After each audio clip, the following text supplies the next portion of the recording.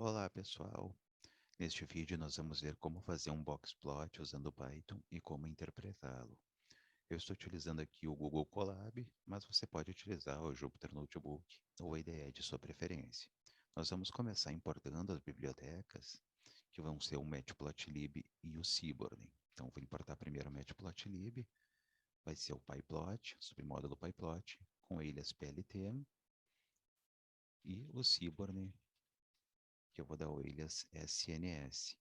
Vou dar aqui um Shift Enter. E nós vamos utilizar neste exemplo o dataset Iris, que é um dataset famoso para exemplos com dados, e nós podemos carregar o Iris do próprio Seaborn, que oferece esse dataset para nós utilizarmos como exemplo. Não é preciso fazer o upload aqui no Colab. Para ver quais são os datasets do Seaborn, a gente pode jogar aqui um sns.get dataset names. E rodando isso, você pode ver todos os datasets que o Seaborn oferece. Um deles aqui é o Iris, que nós vamos utilizar. Qualquer um desses datasets você pode utilizar como exemplo. Se quiser explorá-los, você pode ficar à vontade. Eu vou adicionar aqui uma nova célula de código. E para carregar o Iris é o sns.load dataset.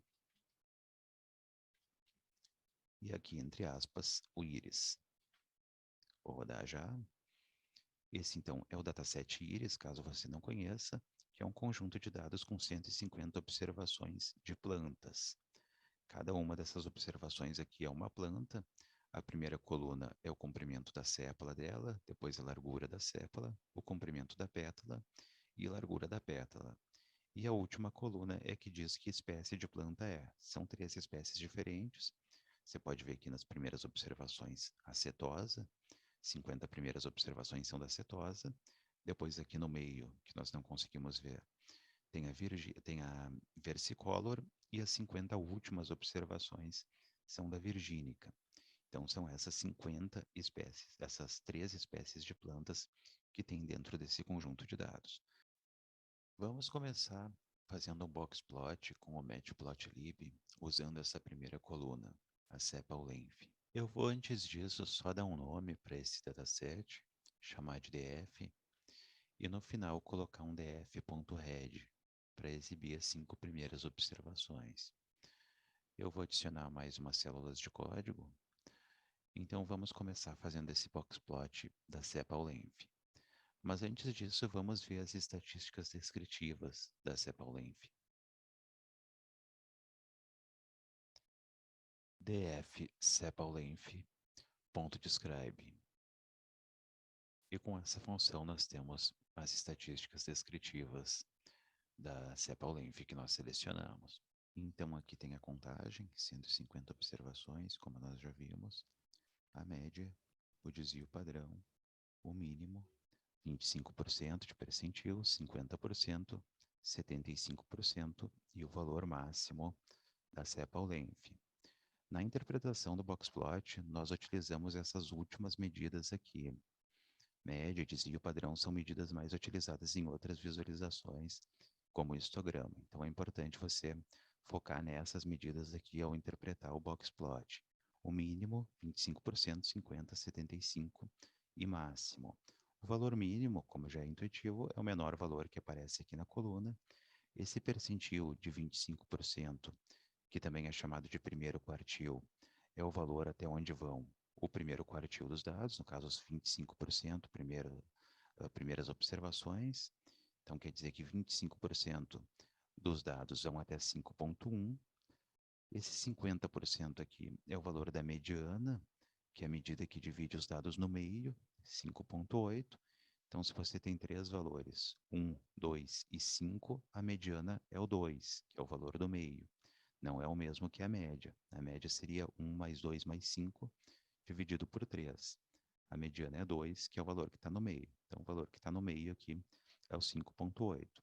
Esse 75% é o terceiro quartil, então até 75% dos dados, ou até 3 quartos deles, vão até 6.4, e o máximo, é claro, é o valor máximo. Então, 7.9 é o valor máximo para sepal length. Então, são essas medidas aqui que o nosso boxplot vai representar. Vamos gerar esse boxplot Para isso é muito simples, você deve lembrar que nós chamamos de PLT, nós demos ilhas PLT para o matplotlib.pyplot, então vamos colocar aqui o plt.boxplot, e tudo que nós precisamos colocar aqui dentro do boxplot são esses valores do sepal_length. A gente pode até dar um Ctrl C nesse aqui de cima que nós já utilizamos e jogar aqui dentro. Vamos rodar. É boxplot, tem um erro de digitação aqui. E está gerado já o boxplot. Para exibir só a figura, nós podemos colocar no final um plt.show. E é exibido, então, só a figura. Então, essa aqui é a cara de um boxplot, no nosso caso, da variável sepal_length. Você pode observar que esse valor aqui é o valor do mínimo, bate com o nosso 4.3. Aqui está o primeiro quartil, então todos os valores que vão desse 4.3 ao 5.1, que é o primeiro quartil, então nessa região aqui. Aqui vai do primeiro quartil até a mediana, onde está essa linha laranja. Então você pode observar aqui o primeiro quartil 5.1 e aqui o valor da mediana 5.8. Depois da mediana até o terceiro quartil, 5.8 até o 6.4. E aqui é o terceiro quartil, 6.4, até o nosso valor máximo de 7.9. Então, dessa forma, nós temos um boxplot que vê a distribuição dos dados através dessas medidas aqui: mínimo, quartis, mediana e máximo. E ele também pode detectar outliers, que são as observações discrepantes. No caso, se nós tivéssemos observações muito além das demais aqui, apareceriam uns pontinhos indicando outliers, tanto para cima quanto para baixo.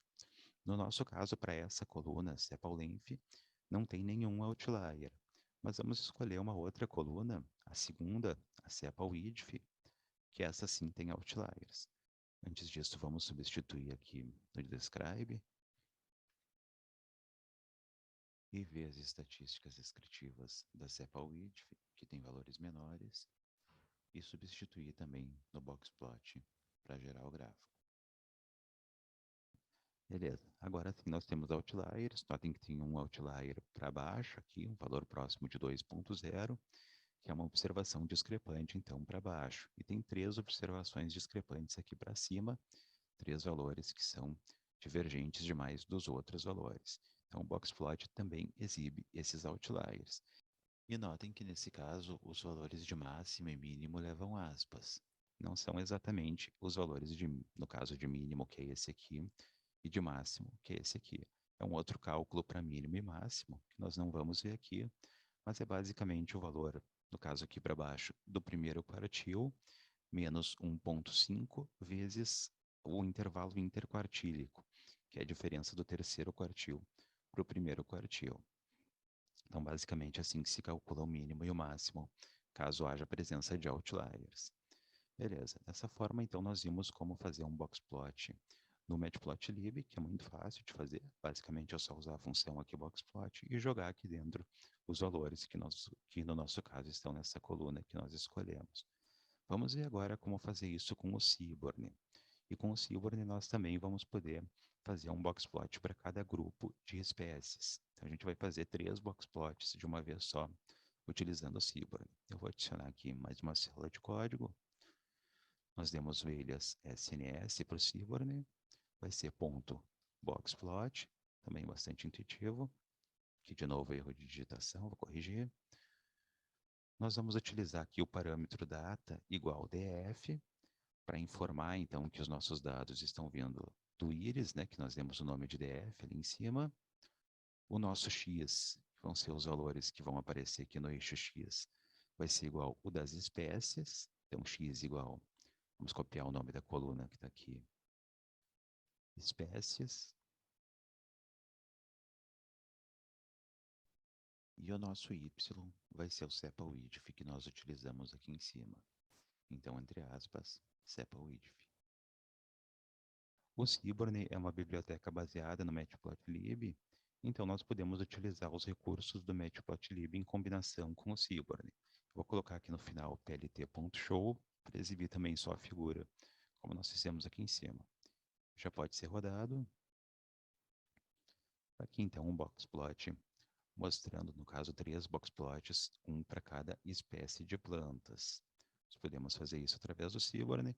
É bastante comum que o boxplot seja vertical, mas se você quisesse inverter, por exemplo, tudo que era necessário fazer é colocar o Y para espécies, aí vai aqui para o eixo Y as espécies, e o sepal width, os valores numéricos, no caso, seria o X. Ele faria essa rotação. Eu vou deixar na vertical.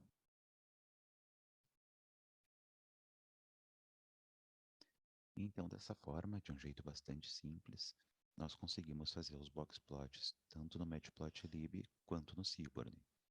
E é claro que aqui no Seaborn a interpretação é a mesma, mas agora você consegue visualizar a distribuição dos dados para cada um dos grupos, para setosa, para versicolor e para virgínica. Se este vídeo foi importante para você e você quer se diferenciar, ter uma boa formação em visualização de dados, dominar as principais técnicas usando a linguagem Python, inscreva-se no nosso curso que está na descrição do vídeo. Certamente terá grande valor para sua carreira. Obrigado.